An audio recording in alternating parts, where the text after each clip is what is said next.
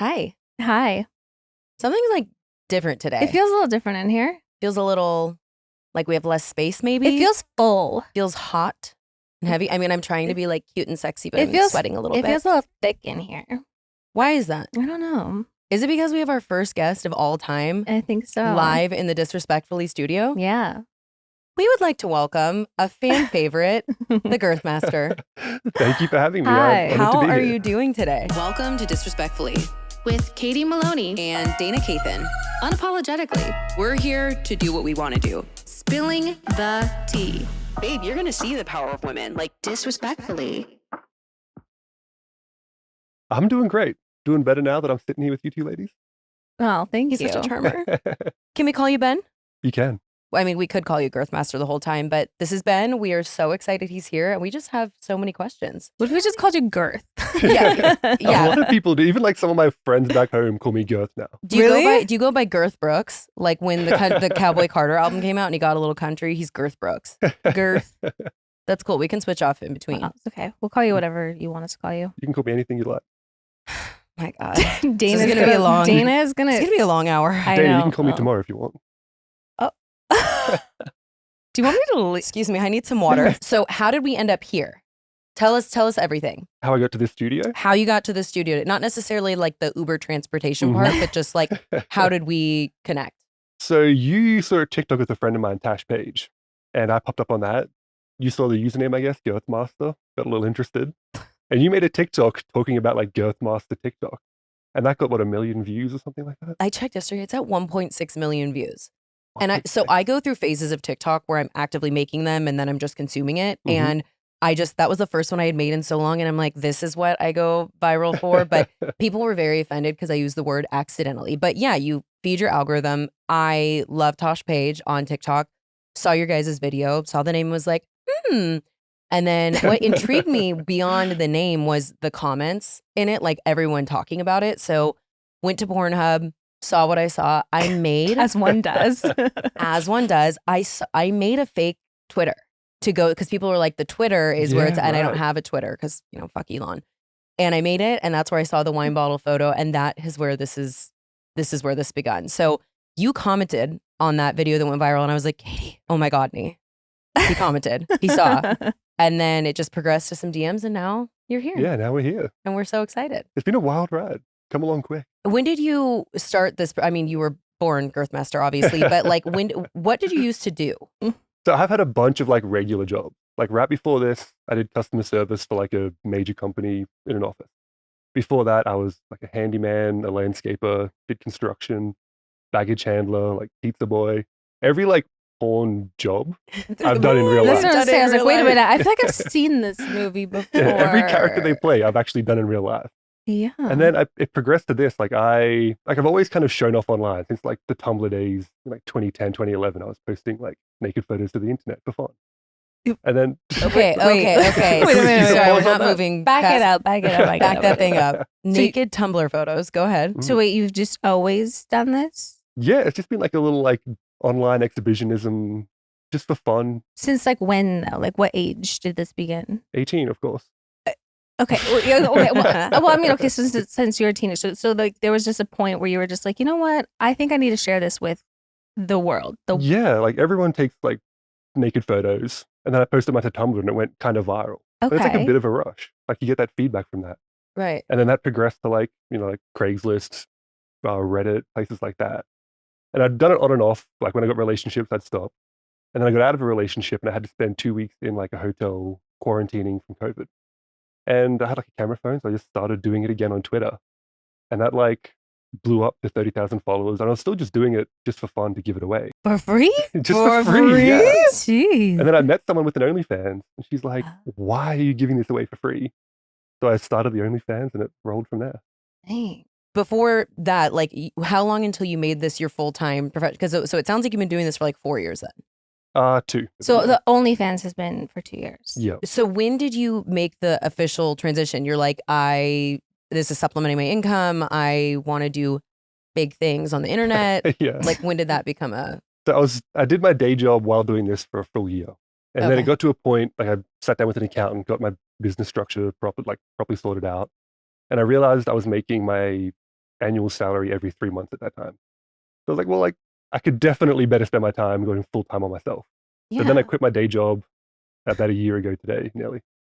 And yeah, Wow. just went all in, Wow. and it's taken off since. How many hours a week are you putting into this all in? Like, are you producing the content yourself, filming it all like, so like in comparatively to a 9 to 5, 40-hour work week? It's hard to like pinpoint, but I'd say like at least 60 hours a week. Because Okay. it's like when you run your own business, you're never off the clock. So what's like a typical work day like then? So like 60 always- hours that's like a lot of Yeah, it's always different. Like when I'm shooting a lot of content, like the shoot will be a couple hours of the day, and I shoot my own content, I edit it, and I do all my own like marketing and everything like that as well. And like even Wow. like social media interactions and stuff like that is like kind of working in a way. Well, I'm taking up 5 hours of your weekend because we're doing a lot of social interaction. very like entrepreneurial of you. So okay, Yeah. so then you do your own like booking. So are you like reaching out to people, or do people reach out to you to like collaborate with? These days, it's mostly people reaching out to me. Like for a while, it was me reaching out to everyone I could, and like starting out in my city in Australia, and then like while I had my day job, every weekend I was like flying to another city in Australia to like shoot porn, and then going back to the office on a Monday, and it's like nothing ever happened. Okay, wait. So you're at the pizza place, you're at the pizza parlor, you're at the office. Does anyone come up to you? Because I have a day job, and obviously I'm not making spicy content, but I post slutty photos sometimes and like inappropriate shit on this podcast. Did anyone say like, hey, so I was on a website last night. I want to see which one. I just curious. Do you have a twin? Like, No, so before, like when I had the day job, I didn't show my face anywhere, and like I hid tattoos and stuff. Like I kept it pretty low key. Okay. And then once I'd quit the job, I came to LA and shot some content out here. And it got to a point where I had no reason to keep hiding my face. And there was a sense of like solidarity that I was missing out on. Like, because people in the industry are kind of like judged by the public a fair bit. And by not showing my face, I was kind of avoiding that judgment. I didn't have that sense of solidarity with the community, I guess. Right. So like part of the reason I wanted to show my face was just like to fully go all in with the like sex work community. And yeah, it's probably the best thing I did for my career too. Part of what I love so much about, again, I'm like, we just met, but your online presence, I'm sure I'll love about you as we get to know each other more, is how open you are. Because a lot of the things I'm about to ask, like, I know where you got that bracelet and that necklace from. That was from Century City when you were here for the Pornhub Awards. But you're so open, and I love how authentic you are in the space, because there's really shouldn't be shame about it. And I love more as OF grew and people had leaned into independent production. Like, did you have a specific moment in which you decided this is who I want to be? Because you come from a very ethical place, a very supportive place. Consent is really important to you, which is obviously really important to us. So when you were early on in this journey, defining from a foundational like value place, was this just like right when you jumped in, you decided like, this is who I'm going to be, especially when you embrace, I want to show myself, I want to be a part of the community, there's no shame in my game, essentially? Yeah, like at the time when I started, I was kind of like drifting in life a little bit, like just go through a major breakup, and I was kind of like, had no real direction. And I've been reading some books, and one of the things that I read was that there's kind of like these things in our nature that we can't deny that we enjoy doing. And like if you cut yourself off from that, you're just gonna like, you'll not feel fulfilled in your life. And it might sound silly, but like showing off online is one of those things that I'd done. It was kind of fun, and I'd always done it, and I'd always gone back to it. So I figured that was like something that I was always going to keep going back to, and I couldn't keep denying myself the fun of doing it. So that's kind of where it started, is like, I'm going to do this, I got to do this, make the decision to do it. But then also like my background is like the Irish Catholic, and there's some kind of inherent, like a shame he's a in like Catholic. doing fun things in a way with the Irish, like the Irish guilt, you know what I mean? So I also feel like I've seen that movie too. yeah, so I definitely gave like a lot of thought before jumping into it. And like, yeah, I thought about every angle of it and decided I really wanted to do it. And like ethically, like, you know, consent is important. There's like, I have a really thought out process of the way I do things. So I'm never wrestling with like thinking I'm doing the wrong thing. Like I know I sleep peacefully at night knowing I've made the right decision. And like it's above board. My family know, everyone in my life knows I'm not keeping any secrets. Keeping a couple secrets in the public, like my name, things like that. But yeah, I'm like I sleep well at night. Well, it's funny that it's so taboo because, I mean, unfortunately, I'm sure you agree with this in your own life. I've fucked a lot of losers for free. And so it's like people who make content or make porn, like it. And I mean, honestly, I'm sure women have different experience in the industry than you have. But in general, I do think there's still a shame about it. So I love that you have that attitude. And I think it's just going to keep coming that way. How did you like bring this up to your family? How were you like, hey, so I've been doing this thing sort of like on the low for a while, and now I want to like quit my job and make this like my Yeah, thing. so Or did they know about what you were doing before? No, they Okay, didn't so- know until I told my mom before I quit my job. Because I was Okay. planning to quit my job. I'd borrowed some money off her like the year prior when I was like going through some things. And so I was paying her off like $100 a week, and it was going to be for like a couple of years.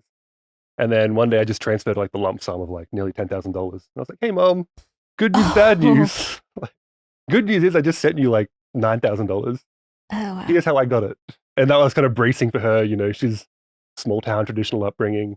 Like growing up for her was like a butcher, baker, and like banks. There's like not many jobs out there. Like not many, like not a range of fields. Mm-hmm. Like, and I made the money like making adult content online, and kind of left it at that.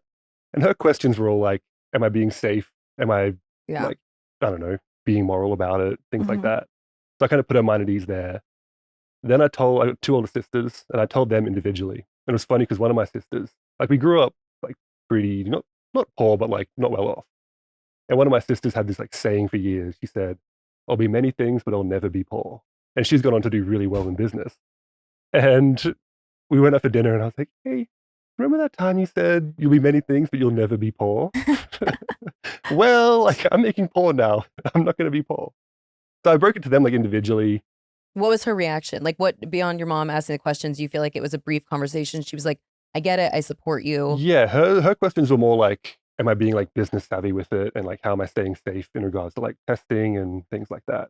And I had the answers for her there as well. And yeah, other than that, like my family, I told like my uncles and aunties like kind of in a group, because I'd already told, my mum and my sisters. The only people that don't know are my grandparents. They don't need to know at this point. Oh. I mean, I don't know them, so I don't want to. I don't think they're on OF. Yeah, Probably, no, probably not. They watch Probably like, not big subscribers. they watch the news. That's it. The Yeah. TV turns off like an mean- hour a day. Unfortunately, I could see you being on the local news at some point, so maybe you'll have to prepare them. But What about like your friends? So your friends like all know about it, I'm sure. Yeah. And do they watch? Some of them do, yeah. well, Some of also them have told me. honestly, I think that by osmosis, if they consume any porn, like I feel like they could just run into it too, even if they're not seeking it. Yeah, one of my friends told me he like watched nearly a full video before he saw my face in it, and then he recognized me.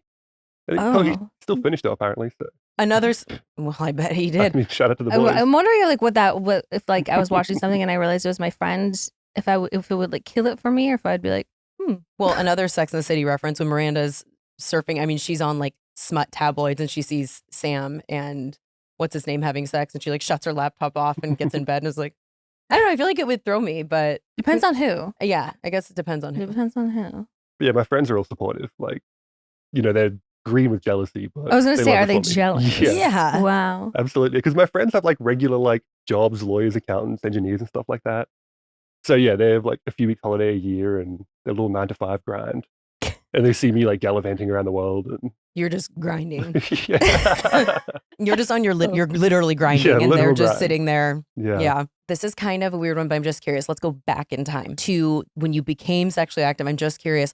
The first reaction of like the first person or first few people you slept with, were they like, like, how did that, like, when did you know? Did you know before you even started having sex? You're like, damn, I am well endowed. How is this going to work? I didn't know it was like that much bigger than average. Because like all I'd seen was like dicks in porn. So I'm like, yeah, Well- like, it's pretty big. Like it's similar to theirs. I feel like I don't know. You had to.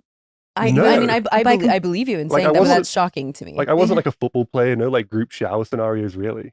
Okay. I've seen like a couple of dicks in real life in showers. Like nothing. I never sought them out. Okay. And then, I mean, so yeah, the first few people I guess was like maybe they were inexperienced too. They just like try to make it work, and it'd be like awkward, fumbling with like I didn't know how to get a condom my size properly, so I'd be fumbling with that. But it's more like nowadays, it's like girls that have seen their share of dicks in life. When they see mine, it's like a shocked reaction, like hysterical laughter, near tears. It's just Tears. really funny. Like someone cries at the sight of your penis. Like that would be. I know, they happy tears or they're sad tears. There's a combination. I mean, how many people both in your regular life and your content life tap out? Because I'm sure it'd be different because obviously content, they really know what they're getting into. Do you like preface it for people that you just meet, that you're going to sleep with, or do you just let it happen? Yeah, these days I do. Like now that I'm like, a sex worker, I'll tell them like before we go home on the first date, I'll tell them like, hey, by the way, like this is what I do for a living. So they can have like an informed decision before we do anything. So they have like some idea. I don't tell them like I have a big dick. I just tell them that I do porn. You should I have a put it on a giant goddamn hog. t-shirt and Right? wear it around. Just, Like- you know. They can assume I've got a pretty big dick. But I don't like try to warn them too much or anything. But as far as tapping out, like, what really? Once they're like used to it, they're fine. There's been like a couple of girls, maybe like 3 girls ever, that have like, it's just not fit, like flat out. But everyone else, like, it'll fit. And then once it's in, it's like, they want to keep it in. It's crazy. Curious about, so a lot of that I've seen on your TikToks where it's just, and we'll get into how that's fed into your actual OnlyFans too, because it's really interesting to me the way you leverage it. But a lot of them seem to be quite small. And I know it's in comparison to you, but like 5 foot something, what, you know, like smaller gals. Is that intentional or does that just happen? Like you pick who you're, is that you want a certain niche or you just are a magnet for tiny, tiny ladies? Well, it happened. Dayna's fantasy came true with today's guest. It sure did, mate. Now you can also bring your fantasy to life with Dipsea. This summer, we are packing our bags with all the essentials: sunscreen, shoes, and Dipsea. Dipsea is an app full of hundreds of short, spicy audio stories. They bring scenarios to life with immersive soundscapes and realistic characters. Discover stories about second chance romances, adventurous vacation flings, and hot and heavy hookups. And there's a growing library of fantasy series with werewolves, Greek gods and goddesses, Regency area historical fiction, and fairy smut to explore the bounds of your pleasure. Fairy smut's really growing on me. I need to look into this fairy smut. It's a good category. right? New content is released every week, so in between listening to your favorite stories again and again, you can always find something new to explore. Dipsea offers a modern approach to romance through high quality and captivating audio fiction. For listeners of the show, Dipsea is offering an extended 30-day free trial when you go to dipseastories.com/disrespectfully. That's 30 days of full access for free when you go to dipseastories.com/disrespectfully. dipseastories.com/disrespectfully. I personally can't believe it's May. I know. Well, we made it to summer. Thank goodness. And this summer, we're taking it up a notch with Vessi. Born from a love of the outdoors, Vessi footwear is designed to help you step confidently into any adventure, from sun-soaked streets to unexpected summer showers. I'm definitely going to be packing my Stormburst low top Vessis with me on our summer trip because they're perfect for literally any terrain and any weather. Embracing every splash with Vessi's technology ensures you to stay cool, comfortable, and most importantly, stylish. Most importantly. From city walks to beach escapes, the Stormburst comes with excellent grip, ensuring you're prepared for those unpredictable, slushy surprises on your summer explorations. Well, we love utility, but if it's not cute, we're not going to wear it. Mhm. And Vessis are so cute. I'll be bringing our Vessis on our trip because they're perfect for both beach and pavement walks and even mountain trails, which will be mostly at the beach, but Right. it's perfect for everything. I brought my weekend sneaker with me to Coachella and they were amazing. So much walking and it's so important to stay comfortable. The weekend sneaker is all about versatility and comfort without sacrificing style. The other day, I wore my Vessis to lunch and then went on like a glorified nature walk. And I didn't need to pack a change of shoes because it was so, convenient. And the lightweight, breathable designs makes these sneakers a joy to wear all day. We love them. We love. Elevate your summer activities with Vessi's Stormburst and weekend shoes. Discover more at vessi.com/disrespectfully. Get your pair today with an automatic 15% off your first purchase at checkout and be ready to stay dry and cool. Visit vessi.com/disrespectfully to find the perfect blend of style and practicality in shoes designed for urban getaway, and enjoy an instant 15% off your first order at checkout. So it's a bit of all. Like I do my own booking, so all my shoots are like I choose who to work with. And I've worked with like girls like Rocky Emerson. She's like 5, she's 6'5", like nearly my height. Like all different sizes, but like I know as well, because my dick is so big, a lot of people follow me for that like size disparity. So when I work with a girl who's small, that like makes my dick look even crazy big, even crazier bigger. And like the clips from that are going to go super viral, and like financially, it is by far the best thing I can do. But yeah, I work with like a whole range of like people, and also like the TikToks with the tiny girls are the ones that go the most viral. So I think there's one on Instagram right now with like 18 million views. Jesus. You obviously do your own social media. Mhm. When did you start really leveraging these social media platforms to drive views to your OnlyFans to Pornhub? So TikTok I've taken seriously like within the last month or two. I started out just on Reddit and Twitter. because there you can post like full porn, and I wasn't showing my face. So TikTok and Instagram are kind of useless if you don't show your face. I started using Instagram about a year ago, and that's like I don't leverage that too hard. But TikTok's been going so well for me lately. I'm putting everything in that right now. Some nice wholesome content. You know, you gotta have the balance. I think Right. you know. Then you can get the followers to come over to the naughty side of things. How much dating are you able to do? Do you feel like do you find that difficult that you're able to like meet someone and have like a healthy dating life, or are you kind of more focused on your business right now? So like when I'm like, so I'll shoot my content in like bursts. So I'll shoot like every day for a month or two. Mm. And that's like my, like, I'll bank up all the content and I release a scene on my site every like 5 or 6 days. So if I shoot every day for a month and a half, that's 6 months that I can take off filming at least, even more. So then when I'm not a lot of filming, I'm sense. like, Yeah. right, it's a lot. It's like a lot in a short period. And then I'd like transition to like just cutting that into clips of social media, working at like a 9 to 5 type of job, Mm. sitting at my desk every day. And then It's so nice. normal dating and normal, like living like a more normal, relaxed life when I'm back at home and going on dates with girls and having like a normal sex life, if you will. Because I always wonder that. Because I know, I mean, I'm sure once you're like in that sort of world and that becomes your job, it doesn't, it's not as like, Yeah. I don't know, like, yeah. and I know people could have healthy relationships or even marriages, but like someone who's not a part of that world, it's like, I don't know that I would be super Yeah. down with, you know, my person going and like just fucking just people on the daily. I'd be like, perhaps not. I don't know. Yeah. Even if it's not, it's just they're just kind of going through it, and it's just like it's I don't know. It takes like an open-minded person to date someone like a sex worker. There are actually, I will say, there are a lot of like people in the industry that have relationships, like they're married, and this is not public. Like no one in the public knows about their marriage. Are they But a lot married of the to women other are, people in the business? no, just regular like Really? regular people walking around. But yeah, a lot of people actually have relationships you just don't know about. So it's kind of an inside joke when you see like the people on Twitter like, she's low value, she'll never find a man, like she's Oh no, married with 3 kids. I very happy. respect it and I like support it. I just Mhm. for me, I would probably no. Yeah, absolutely. And I From get that. from an emotional perspective, I feel like I could. But I'm also very open minded and not super traditional.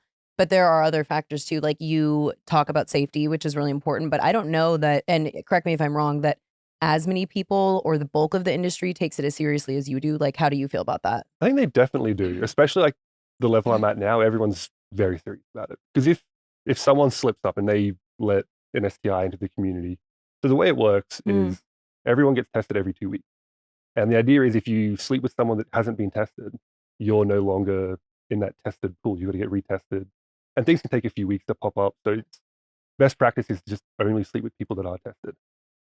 And to the level I'm at now, everyone takes it really seriously because no one wants to let a disease into the little bubble that we're in Mhm. because that can cause a lot of people to take a lot of time off, which costs them a lot of money. So it's kind of like everyone's like a sole contractor, and that's just kind of letting down your colleagues in a way. But yeah, so I take it seriously. Everyone that I shoot with takes it seriously. And if I have any doubt, like if I even have to question if someone takes it seriously, then I just won't shoot with them. Has that ever happened before where you were planning on shooting with someone and then you felt that way and you just canceled it? Yeah, a couple of times people like make comments that I didn't really like about their testing, or like they were like hesitant to get a certain type of test that I required. Like there's a new kind of STI out, MGen, and they didn't want to get tested for that. So I was like, all right, no worries, let's reschedule. Whoa. Postponed indefinitely. But Mm. yeah, everyone nowadays is on the same page. And I've come into this as like a content creator, but there's already a very established porn industry, especially in LA. And this, I've just adapted my personal guidelines to what they do. So there's already the industry standard. I'm just kind of falling in line with that. How big is the market where I'm holding myself back from doing every single that's what she said on planet Earth because Katie's going to get annoyed with me. But how big is the market where you live comparatively to LA? I mean, LA is obviously probably one of the biggest hubs, but where you live, like, is it endless opportunities for content creation still? Like, you wouldn't even have to come here, although we want you to. Yeah, But like, how do you feel about that? there is like a community in Australia of content creators for sure, and it's pretty good too. Like before I came to LA, I was full-time content creating based in Australia. But LA is a different kind of league in a way. Like people here are much better performers for one thing. It's so routine to them. They've been doing it for so long, and it's so ingrained in so many of the people that the shoots just go way smoother. And there's less like I don't have to kind of hold anyone's hand through the processes. Like I don't have to explain how testing works. I don't need to explain how the consent chat works before the thing. Like we all know the go is very routine out here. So in Australia, it's a little more amateur, but it is good. And if you know what you're doing in terms of marketing, like there's people that never leave Australia that make millions of dollars and are in the top 0.1%. It's all marketing. Like we're talking about Tash Page before. Her and I started around the same time. And I came out to LA and I was like working real hard, shooting with a bunch of big names, like doing my best. And I went back to Australia. She started making way more money than me and she'd never even left the country. She just started taking off on TikTok and marketing herself really well. So you don't need to shoot content. You don't need to, do these crazy things. It's more because I want to do it. If you're a good marketer, you can do it yourself on OnlyFans. What is something that you wish you would have known before getting into it, or something that surprised you? Ooh. You're like the Barbara Walters Or maybe of that's porn right something, now. maybe something that you don't like, or maybe something you really do like that maybe like, I don't know. I think I was surprised at how like friendly a lot of the big names are. Mm. Because like they're like people with big online presences and things like that. But then once you chat to them, they're super friendly, super down to earth. And there's no nepotism in the porn community. Like no one's there because their dad owns the company, right? Like no one's dad is like, hey, get into this job, right? Well, genetically, I'd say probably some of them are there because they're there are like I dads, know a but- girl, her mom does OnlyFans too, but it's not like Wow. no one's been given their platform. Like everyone has to work hard for it, and everyone's kind of in the same boat. Like most people have like taken a chance on themselves. Like putting your face out there in porn is a big step to take in life. It's risky. Yeah. So everyone's kind of been in a situation they didn't love, decided to take a chance on themselves and step out into this big world of making porn. So most people come from this kind of like humble background, and it's a really like friendly community in my experience. That might not be everyone's experience with it, but that's been mine so far. I'm Really so nice. happy that that's true, but also I feel like it's probably because there's so many non-judgmental people and they spend so much time feeling ickiness that Yeah. why would they bring that, Yeah, into exactly. the environment? Can I ask a weird question? Yes. Please do. When you're shooting with somebody, because you watch a video and you're like, okay, maybe it's like how long are you like having sex with somebody for? Is it like hours or is it like 10 minutes? God no, it's like hours. I mean, there have I been don't times it's been know. hours, but Who knows? I don't know. Like how long can you let? Do people take like boner pills to like last a long some people time? do. Yeah, I don't some people have know. like all little tricks and things they'll do to like get it up, keep it up, because that's the most important part of the shoot is getting it up and keeping it up. And Right. if that one thing doesn't work and it's like a professional studio shoot, that can cost the studio thousands of dollars if the guy can't get it up. Right. And that is like Mm. the crux of the shoot, the guy getting it up. But wait, what was the initial question there? Well, just like how long does it like? How long are we? Oh, how long is the shoot? Like, so typically, like I aim for like a 20-minute shoot. That's like the throw the dart at the board. But Well, that's a solid like session right there. Yeah. yeah, right. 20 minutes is Especially fine. with like a your normal equipment, I would say. Yeah, it's kind of the sweet spot. But like if it goes longer, it goes longer. Like I'm not gonna tell them to stop if I'm enjoying it. Like sometimes it'll Oh. be an hour, sometimes a little more than that. But I also tell them like if at any point you're like you want to stop, please feel free to say stop, and like we can wrap it up whenever you want. Okay. So like some girls might struggle a little bit, so it'll be a shorter scene. But Are you like talking about like what you want to achieve, or are you just like let's just bang? sometimes yeah, some girls will come in with like a full plan for what Okay. their audience likes, and because we call this shoots collaborations, Right. and I take that like it's a real collaboration. Like I bring my style, you bring your style, and let's make both our fans happy from this shoot. So some girls come in with like an idea of what they want. Other times they'll just come in and like they just kind of want to have sex. It's like, all right, let's get the camera on and What like would like your style be like? What would my style be? Yeah. I'm not telling you here. I'm not telling you off camera either. I mean, What? I don't know. think it's interesting because I'm such a planner in life. She knows we've traveled together. I make a notes app for everything and I'm just like very detail oriented. But in that way, I feel like I'd be with a go with the flow gal. What do you feel like you'd be? I guess it would depend on what your audience wants, like what they're going in for. But I don't know. I'm always like, because we always talk about, we can always tell when, like, if you're like hooking up with a guy, if he watches a lot of porn and like he's like, but it's always like for like the male gaze. And it's like, oh. Yeah, it can be So so it'd be like, performative. it'd be like, okay, like it has to be very much like this is for the girls. Yeah. oh yeah, Yeah. This one's for the girls. we're That'd be, like- girls in life and in behind closed doors life too. I would say it's Yes. for the girls, So no, Mm. like, no pounding. Mhm. unless of course the girls want that. This is my brand. That's true.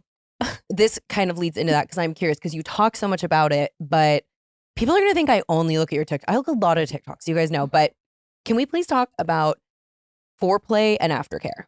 Yeah. Because it's something you talk about a lot. And it's, for me, and also most women would agree, this is not only about if someone has a big dick or whatever, because there's also lots of different kinds of sex. But like the problem, I think what you're referring to when you say a guy that watches a lot of porn, which we have talked about on prior episodes, but part of that is like the skipping through of foreplay, which is such an important part, at least of me personally as a woman. That's such an important part of my experience, whether or not that goes for a lot of women. For a lot of women, and it's so skipped over. So like, do you think that just came from your big dick or because you're such a good person? Like, where did this come from for you? So I had to get good at foreplay because I have a big dick. And like, you got to kind of preheat the oven before you stick the turkey in. Like, it needs some preparation. So that was like a big motivation for me to get good at it. But I think it's just important in general too. And like on set, it kind of starts before we even start filming. We have a whole conversation about what do you enjoy, what don't you enjoy, anything you refuse to do, don't like at all. And we go through like every single thing that could happen on set. And then we get into filming, and like the foreplay is important as well. A lot of it is like blowjob centric because it's porn and consumers are male, so a lot of it's with the male gaze there. But then yeah, I find it important as well to like return the favor on camera. I try to kind of portray a more like realistic sexual interaction on camera, if you will. Like, because I feel like people learn how to have sex from watching porn sometimes. Probably not the best thing in the world, but that's not me. It is like, it's just a fact. People watch porn, they take notes basically. So I try to kind of portray like a realistic how I'd have sex in real life, which is why I like having that private life off camera as well to like stay in touch with that. But yeah, and then we'll do our thing on camera, foreplay and everything. And then aftercare is like, probably happens like 50-50. Like not every time. Some girls after the shoot like jump up, go to the shower, and they're like out the door pretty quickly after that because it's just work to them.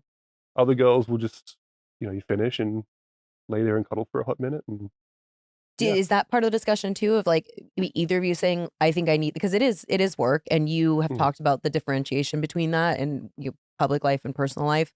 But is that something that also comes up? Like, hey, is this something you need or whatever? Aftercare, I typically don't bring up aftercare before the shoot because I'm not that like hardcore. Like if I was doing like intense choking, slapping, like rough things in the video, then I definitely bring up aftercare and like, because some people really require that after an intense, hookup, whatever it is. But I'm pretty vanilla with it. And my like golden rule for myself is that I'll reciprocate, but I won't initiate any kind of contact off camera. So like once the scene's finished, once I've finished, that's kind of curtains on the scene. And it's like, you lay down because you're tired. If they come up to me, then like, great, cuddle up, aftercare, like whatever you need. But if they don't approach me and they like go for a shower, then like, great, do your thing. Like I'm not gonna ask them to come and cuddle with me or anything like that off camera because that's kind of weird. That's a big no. Like what we've agreed to, like the implicit agreement is that we'll have sex on camera for the purpose of content. So if the sex is not good content, like if the camera is directly behind the guy's butt, that's not in the agreement. Like if it's the bad lighting, whatever it is, if you just put no effort into the camera setup, in my opinion, that's not really like, you're just more taking advantage to have sex. You're not actually trying to make content. But yeah, so just sex on camera. Anything outside of that is, I'm not going to initiate it anyway. If they want to do it, then feel free. Has anyone ever like fallen in love with you or vice versa? Because listen, I get it. Sometimes it's like we entered into this agreement. It's like a contract. But, when you're intimate with somebody like that, like things happen. Yeah, you do have to be careful. Like the people have definitely gotten crushes and stuff like that.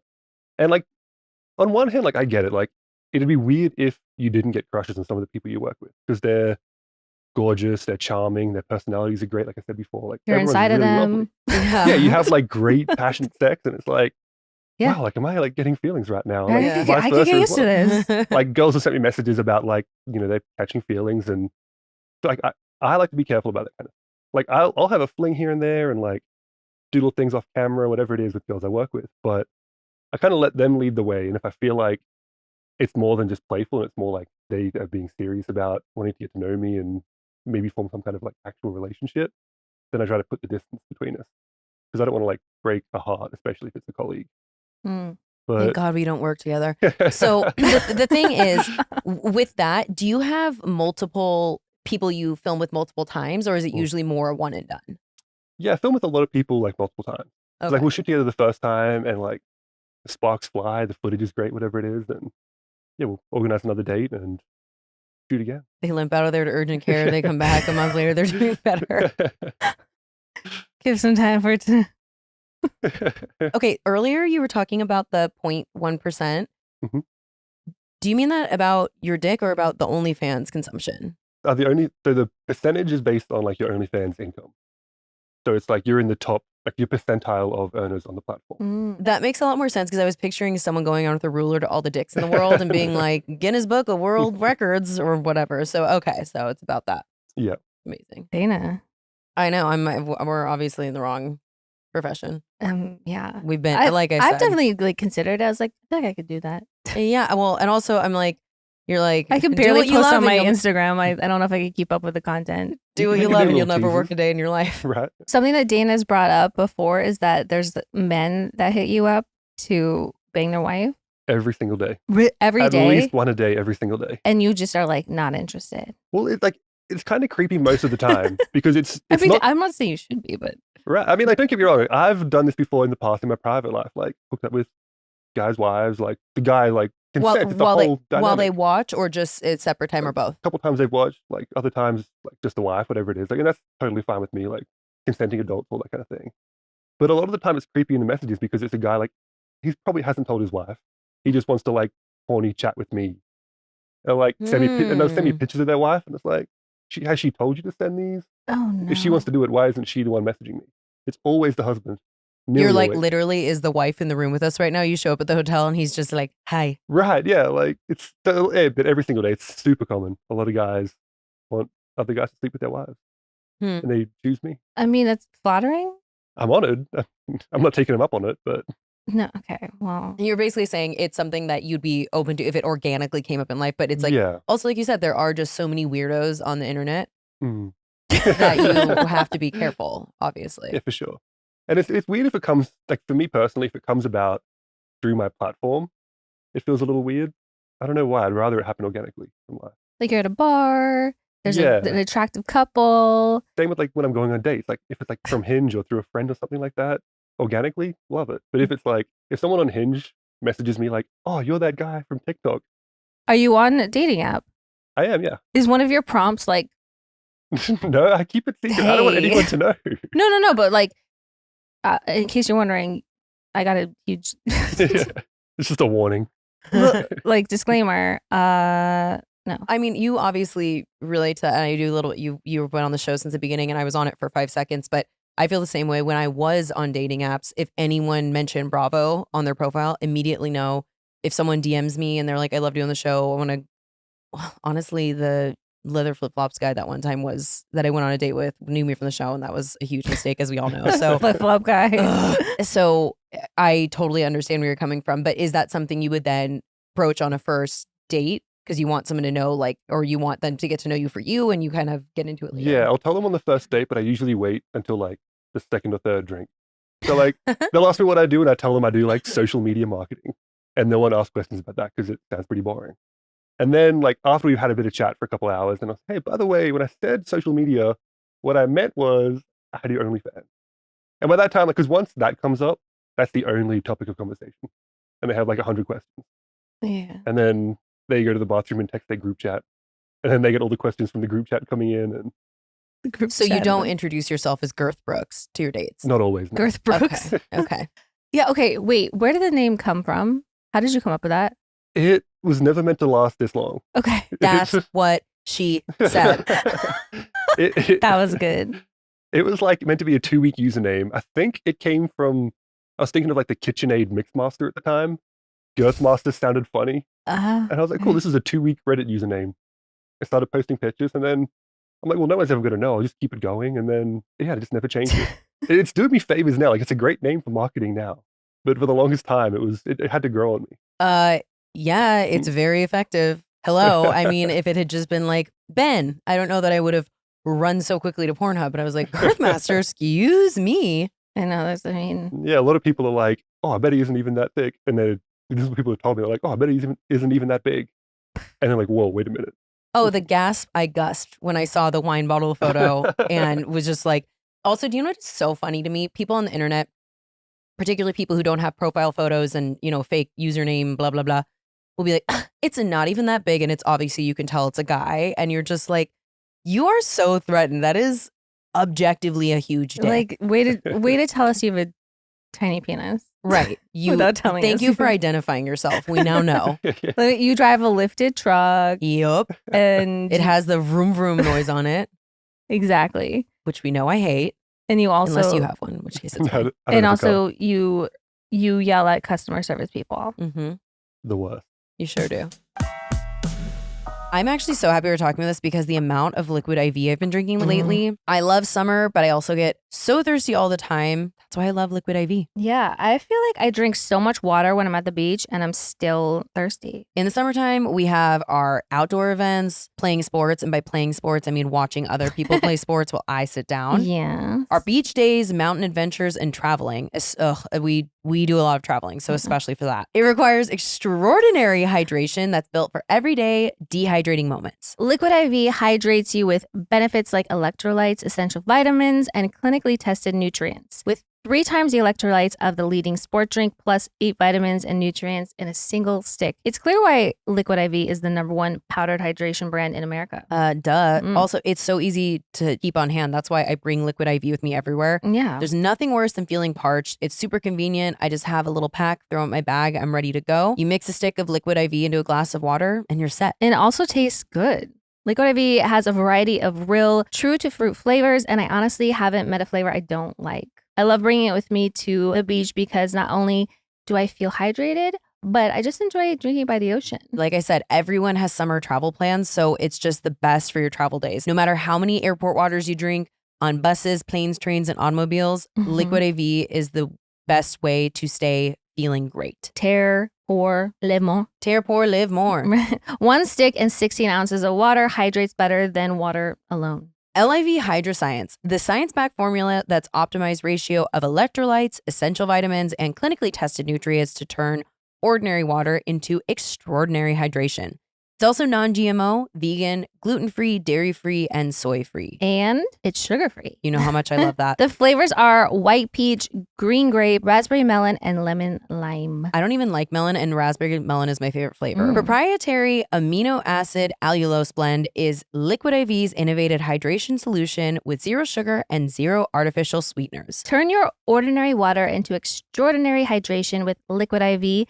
Get 20% off your first order of Liquid IV when you go to liquidiv.com and use code disrespectfully at checkout. That's 20% off your first order when you shop Better Hydration today using promo code disrespectfully at liquidiv.com.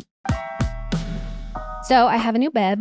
The Bevvy Queen. Tell me everything. It's called Bubbly Burst. And I brought every single flavor. Yeah, you so did. which one do you want? I got triple berry, peach mango, cherry lemonade, pineapple tangerine, watermelon lime, and tropical punch. What's your fave? Well, the Bubbly Burst flavors are all insanely good. But I mean, I don't know. I crave a different flavor depending on what I'm doing. When I watch shows at night, I might do like a glass of watermelon lime and like a wine glass over ice. And then when I need a midday pick-me-up, I might do like a cherry lemonade or peach mango. But I think for my new podcast beverage, I'm going to do the tropical punch. Sounds bubbly. Effervescent. Oh, yeah. I'm a berry gal. So can I have the triple berry? Mm-hmm. We'll do some ASMR. Yes. Here's doll. Meow. This is next level. What is it? It's Bubbly Burst, and it's a new sparkling water beverage that flips the script on boring with a burst of bold fruit flavors, obviously refreshing bubbles, and 1% juice.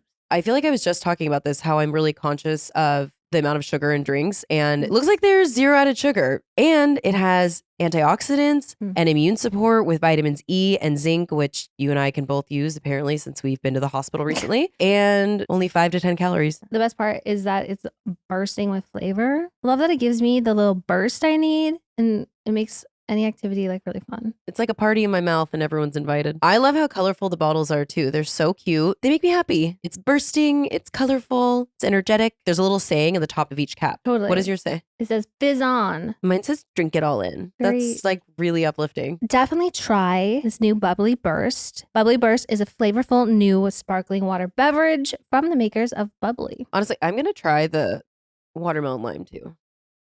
Delicious. It's bursting with fruit flavor, and again, the no sugar added is just really what I need to be all smiles.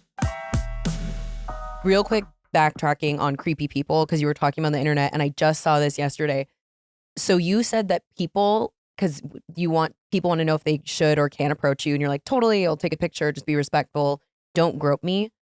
Yeah. Please tell us how many times this has happened, and like, was it a guy or a girl? What is the instance? That is so upsetting that someone would walk up to you and do that. It's happened to me twice. Both times it's like a woman. And like they'll ask me for a picture and it's like, yeah, sure, let's get a picture. And then they just feel like free to grab my junk, which is super weird. To just sexually assault you, just like yeah, right, out of open. the blue. So like, Oh, thinking about it, still like I'll take pictures of fans and everything, but I'm like, just from those 2 times, I'm like a little on edge, which is weird because I'm like a big guy. No one's going to kidnap me. I was talking to a girl yesterday, like she's a female performer. She's like not even 5 foot tall. She said it's happened to her 10 times. People just feel the right to grope them in public.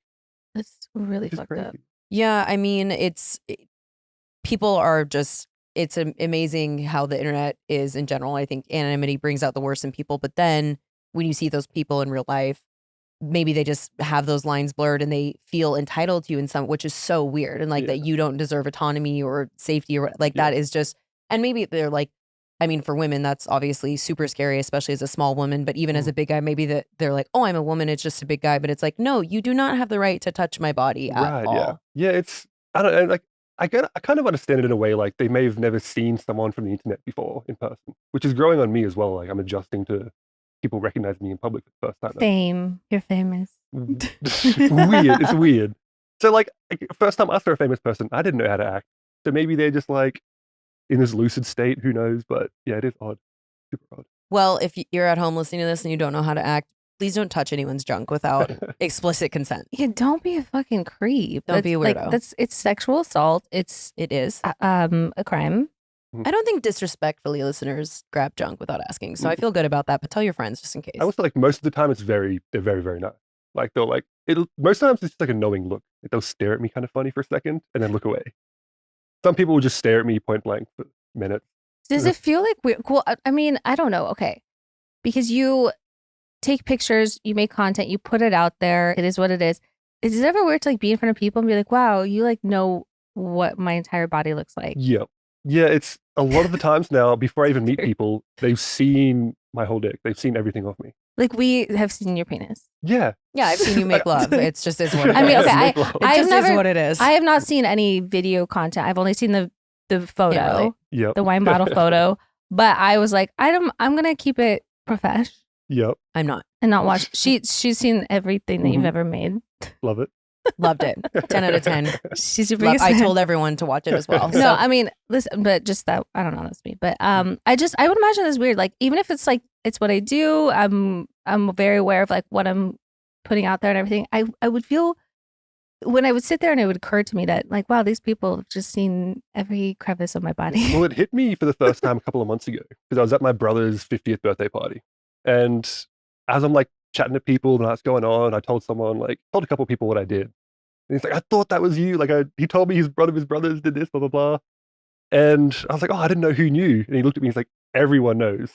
Oh, okay. Like, I've been around people for like 3 hours now. Didn't realize every single person had seen my dick. Like, you've all seen me fuck. Cool. Right. And then it sunk in. I'm like, all right, I got to assume most people I meet have seen my dick. So again, part of it, we would relate, again, me much on a smaller scale, but like, I hate the idea of when I meet someone and they've seen very small snippets of my life from a different time when I was a very different person. Again, this has been your life for 11 years, but like, it's same, but different. But there's, even with that, there's an uncomfortability. So I can't imagine what it would be like. I mean, again, you should be excited to show that thing off. And it sounds like you are. And obviously you're making a career of it, but it's still like. Well, for me, it's only recent. Like, since I started actually showing my face and talking into microphones like this, like when I was just having sex on camera and the only part of me on the internet was just my work, totally fine. Like, I can edit my own porn, look at my own porn all day long, totally fine. Love it. Great. I'm proud of it. It's when people perceive me from like TikTok videos and things like that. That's when it gets weird to me. When people like listen to me talk. I can't listen to myself talk. I can edit my own porn all day long, but I can't like listen to a podcast that I'm on or anything like that. It's like weird to me. You know what's funny about that? We literally have a podcast. I it's hard for me to listen to it more than twice. Like we go each get it. We go through the first run and see if we have any edits. And then like I listen to it because, you know, we have to support the downloads. But sometimes I'm like, oh, you're stupid. And like fast forward. So I totally get that. Like I soldiered. I listened to you mentioned me like the last 3 episodes in this podcast, and I've like soldiered What? on and like listened to them all. Like even people talking about me, I'm kind of like, I don't know. It's weird. It's an odd feeling being perceived. Well, I mean, I have some experience with You've that. lived that life. Being perceived, and it's, you know, it's a joy at times, but you know, at least I think people have really positive things to say about you.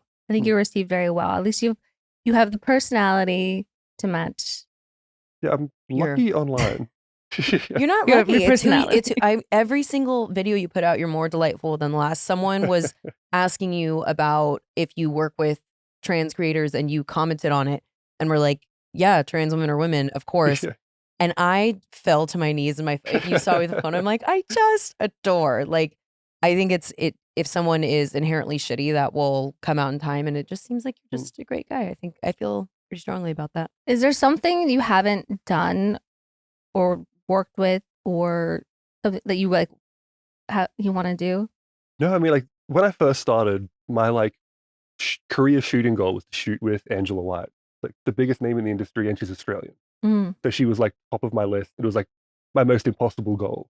But I shot with her a couple weeks ago. Like very luckily, she'd seen my work and whatever else, and we organized a shoot. So now I've like hit that goal I had. I don't know what's next. You gonna retire? Right? How long do you think you'll keep doing this? Kind of an open-ended question. Okay. Like I don't want to do it until I'm 50. Like I'm 30 now. I don't know. It would be like a financial question, I guess. Like once I'm set up and comfortable and like just take it easy, keep my feet up. But as long as I'm enjoying it, really.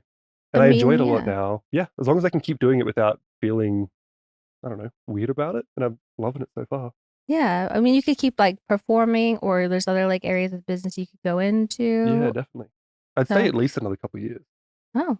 But I was talking to like Angela White about it, and I asked her about retirement because she's been doing it for a while, Mm-hmm. and she's nowhere close to retirement at all. She just wants to keep doing it. She still enjoys it. Well, also, I mean, you seem very level-headed, but also I love not just this profession, but any profession where there's an opportunity to make a lot of money. I love hearing, and it sounds like, had similar childhood. So I don't know if I'm just someone who pays more attention to this, but I'm so careful about planning financially and being financially secure. I had a very similar moment like your sister did when I was 8, that I was like, nope, not going to be poor, not going to be out of money. I love when I see people who are high earners who have that, 5, 10, 15 year goal in mind and save and plan. So I think that a lot of people, you hear about like famous athletes that make a shit ton of money and then they lose it all because they just spend it on everything, and maybe even for aesthetic purposes, and just, looking like they have a lot of money. So that's awesome to hear that you have that. And I think you really could be in control of your own retirement in terms of planning, just like a person with a 9-to-5 job. Oh, yeah. Definitely. Yeah, no, like financial security has always been important to me. Because like when I was 18, instead of going to college, I like joined the workforce. And I worked with, I was a baggage handler, worked with like 60 grown men. And there was a full spectrum of guys that were like, 50 years old, working every hour of overtime they could, and their bodies are falling apart because they made bad choices. And the guys who were the same age, but they were like, working casually, never doing overtime, taking European holidays every year. And I kind of saw like, just chatting to them over a few years was like, it's important to plan your financial future. Super important. So I'm not tight, but I'm careful with my money. And I'm saving it up. The first major purchase I'm going to buy is like property for sure. Like my goal at the moment is I want to buy a house and then move my mum into it so she can retire. And then get like another house in a couple of years. And then once I have those two things, I think I'll be pretty content to just chill for a while. But at least until then, keep going. And you're sure positive that your mom will not let you move to LA? Yeah. Well, I already lived overseas for a few years. And I've got another sister that lives in the UK. So, and there's only one sibling still in Australia. So mom is like tightening her clutches on all of us. Oh. So I couldn't do it to her again. I spent years away and she missed me a lot. Where in Australia are you?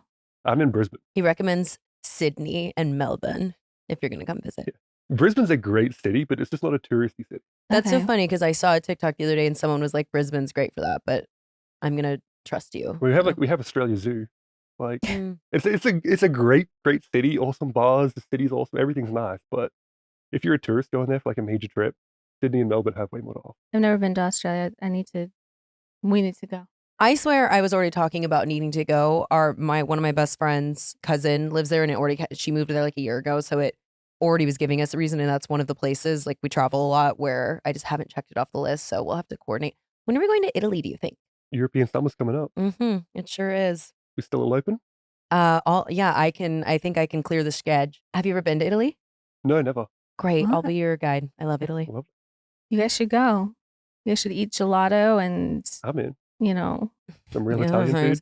thanks. Do you guys have the phrase in Australia, ship a couple? I've seen it online. People ship us, just by the way, but it's because it's one-sided and I'm talking incessantly about you, but a lot of the commenters, people are so supportive, and I appreciate all the listeners like, Dayna, do it, go for it. And I think it was mostly my excitement about your DM that got them into that, but we're being shipped, just FYI.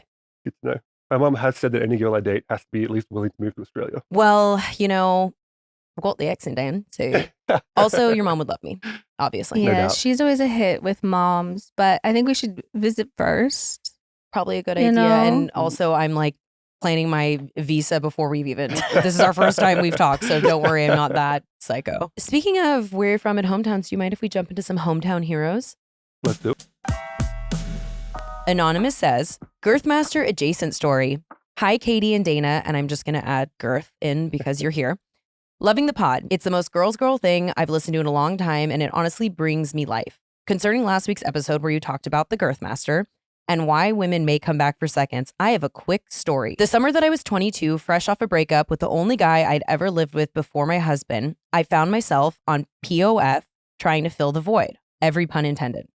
I rather quickly found myself this beautiful 6'7", 30-year-old man. Being 6'1" myself, this was a dream of mine.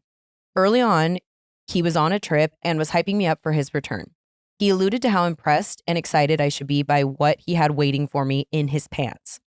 I tried to ask for details, but he wouldn't elaborate more and only said I'd be pleased. Guys being guys, I didn't really take this self-proclaimed well-endowment too seriously, and I couldn't have been more surprised. When the time finally came and I saw what he was working with, I make no exaggeration when I tell you that I unstraddled, left the bed, backed up slowly, and asked if he had ever successfully fit inside a woman. He responded by laughing, saying yes, whipped out a custom-sized condom he ordered from Germany, and a small bottle of pocket lube. For reference, I could best compare it to the same length and girth as a Gatorade bottle. So not quite as big as a wine bottle, but close. Unfortunately, the man had clearly relied on his size alone and never learned that foreplay was required to get a lady properly ready for what he had to offer. I will say though, lube can work magic, and after you're over the initial stretchy shock, it feels better with more frequency. It ultimately fizzled about halfway through the summer when he decided to move 3 providences over, and I felt 22 was too young for a long-distance relationship without any end date. Moral of the story? If you encounter a Girthmasterr opportunity or something similar, demand foreplay, use lube liberally, and go for it. Even if you don't share this, I hope you get a kick out of it. Do you Dang. travel with a pocket-sized lube? Just at all times? Like, do you have I one on always you have right now? lube on hand, yeah. Wow. Necessary, I think. Makes It sense. is. Has anyone ever de-straddled and walked back slowly? I liked she acted like it was a rabid animal. No, they and, just like, cry. They have like backed up, like pushed themselves into the corner of the couch or the bed. They could use their tears as lube. I will say, shout out to that guy for going to the effort to get his custom-made condoms from Germany. Because so many guys are like, oh, I'm too big for condoms. Like, I find condoms that fit me. So shout out to that guy. for Do going you, to do the you have effort. to get them custom from Germany? I ship mine from the UK. They're the biggest I can find on the internet. They fit, so Is that the biggest population of men in the why the UK? no idea. Well, love this girl and love how positive she's about the whole experience. Is this lube water-based or silicone? Well, it's tears, so it's water-based. Is that how it typically I goes? think if you're using a condom, it has to be water-based. Well, there you go. You can just cry on it. Your turn. Jesus. Okay. Hannah says, I've been loving the pod and always look forward to new ones. I'll make sure to save them for a long walk or walking with my dog. Quick story regarding Girthmasterr. The episode addressing the elephant in the room had me laughing so hard on one of my walks, especially when it came to the topic of Girthmasterr. Should have done a drinking game every time I say know. Girthmasterr. After all the talk about it on the pod, I of course was curious. So later that night, I had to check myself and wow, you guys are right. So I thought, Girthmasterr ends there for me. I go to bed and honestly didn't think anything of it. The next day, I'm on the phone with a guy. It is literally our first phone call. And as we started talking, and he asked me what is the randomest thing you've looked up? I'm dead silent. My mind starts to race.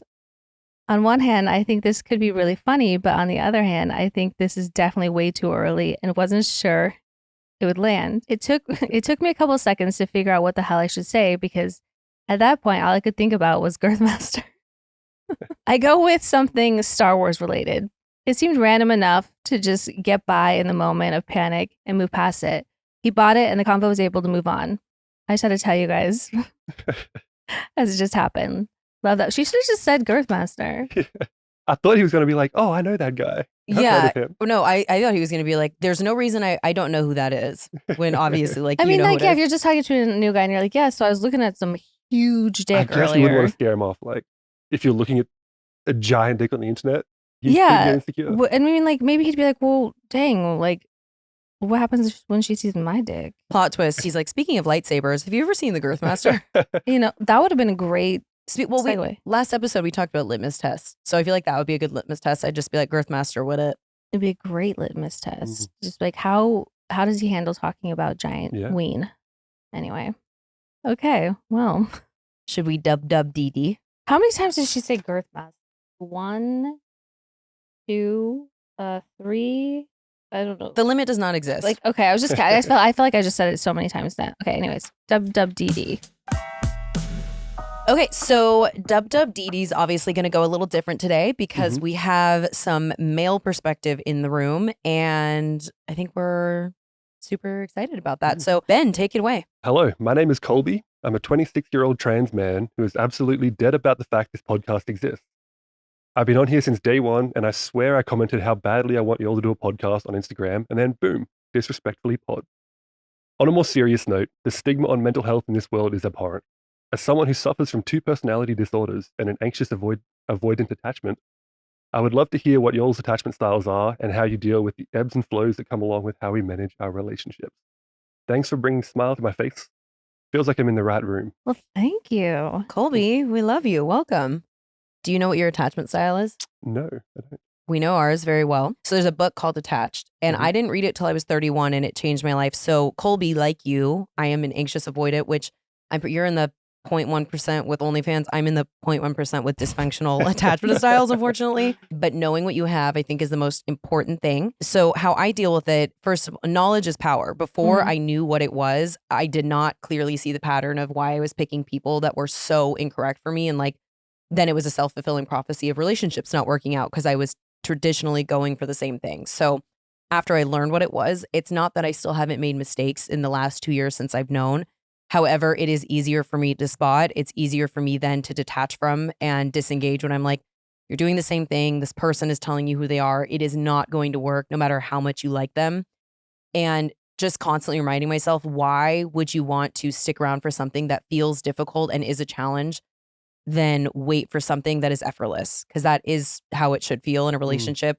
Not that there's not going to still be struggles, but I mean, also you have 2 personality. I have a bunch of issues too, but once you again know what those are and manage those, I think everything just becomes much easier. But I wish everyone knew their attachment style because the world would flow more smoothly. Yeah, I definitely have an anxious attachment style. And I think those things come from unhealed things. Maybe it's from childhood trauma, stuff like that. It's all based on I think if you're trauma. able to kind of hone in and pinpoint what those things are and try to heal those things, or at least give yourself those things that maybe you're like missing, or find out what those triggers are, it can become much easier to deal with those things when they come up. So if you have like feel like you're going to be, if it's abandonment, or if it's like I don't know what they could possibly be. They pop up in different aspects for many people, but I think being able to kind of explore and do that kind of introspective or shadow work or something to kind of figure out what those like wounds are can help you feel a little bit more secure. At least you know what it is. That's amazing. Anyway, Adriana says, "Hi ladies, love the pod. I hope this isn't a weird question to ask, but I feel like there are a lot of women who struggle with this. How do you deal with gaslighting, whether in a relationship or in general? This generation seems to have a lot of gaslighting men, especially when a woman tries to express how they feel about something that their man did or said. I'm also tired of my man responding with a laughing face emoji when I discuss something that annoys me. I try to have an adult convo with my man, but if that's how he responds, he isn't understanding the true issue and all he says is to trust him. Any advice will help. Thank you. Love you guys. I think if you can't have like a frank discussion about something bothering you with the person you're going to spend the next 60 years of your life with, you should probably look for someone else. Yes. Trust a man in this economy? Just Like- kidding, I trust you. Yeah, you have a long life to live with that person. Yeah, but why is it that men sometimes have a hard time, when it comes to talking about emotional stuff or feelings or the way a woman feels if like she's feeling not cared about or listened to, men like shut down. Hmm. And they're like, you're crazy. Why would you feel that way? Just trust me. That's not what's going on. They always want to like, just trust me the way Yeah. out of things. I'm not sure why. I think that speaks to emotional intelligence. And typically women are just more emotionally intelligent. And then men, I think every living person has the ability to hone those skills, but it's just women seem to do the work more often. Mhm. So it's like, I think gaslighting has been around since like cavemen have crawled out of the cave, but we just now have a word for it, which we maybe didn't before. So it's not like it's necessarily a new thing. But like you said, if this is how your partner is being, break up with that man immediately. It's likely not going to change. You can try having a few open and honest conversations and say like, you're not meeting my needs here. This is not working for, sending a laughing emoji when anyone, especially someone you love, is trying to express how they feel Yeah. is not it. If they're not emotionally supporting you and trying to understand you, they're not for you. Especially if it's like minor things that still like they're just not giving any feedback on. Like what's going to happen when like a major life event happens? Exactly. You're going to have kids with this person. You're going to grow old together. Right. Like, there's going to be major setbacks that you haven't even begun to think about yet. Right. If they can't handle minor conversations before that, then red flag. Truth. Does that conclude our first guest ever episode? Okay, so where can people find you on TikTok, OnlyFans, Instagram? So I am Girthmasterr on all platforms. Got an extra R on the end of it. Girthmasterr.com. If you search Girthmasterr on Google, it'll pop up.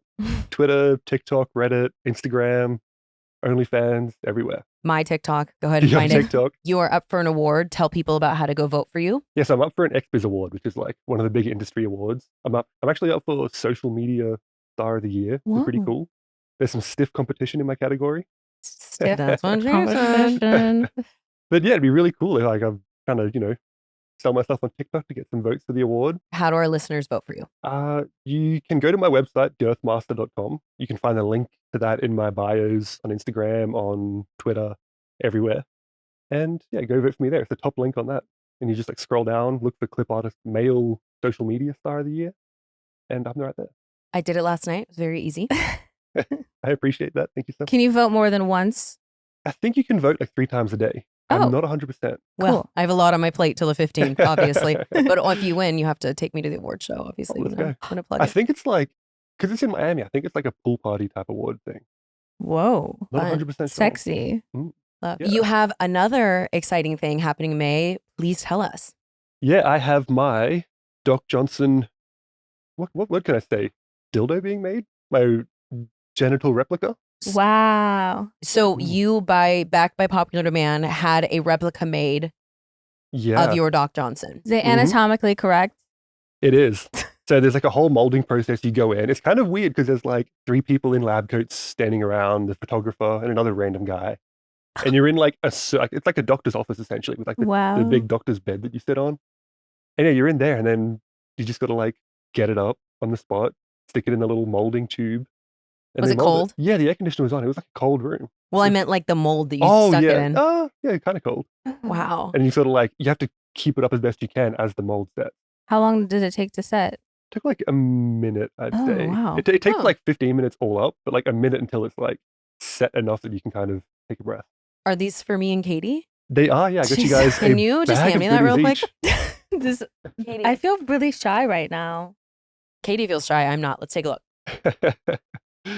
Okay. So, no, on the front, I feel like we could even show this. Okay. So it has a soft exterior with a firm core, which is really exciting. Wow. This is the heaviness of it Mm. is Give the really. box a shake. You can hear it like.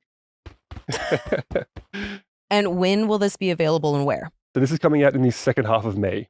And there'll be, again, a link in my bio. You can use my referral code. Get yourself a replica of myself. Wow, I don't know what else we could top that with to end it. So. I know, that's pretty. Well, congratulations. Thank you. I'm Congratulations. blown away. I'm going to be like in stores around the world too. Like they'll be in your local sex shop. at some point. Oh, We'll head it to the Pleasure Pleasure Chest, our Chest. favorite place. And Exactly. Check it out. Well, Ben, thank you so much for coming. You've truly made our dreams thank you. and our I listeners' know. dreams come true. Thank you for having me. I'm glad to be here. Thank you.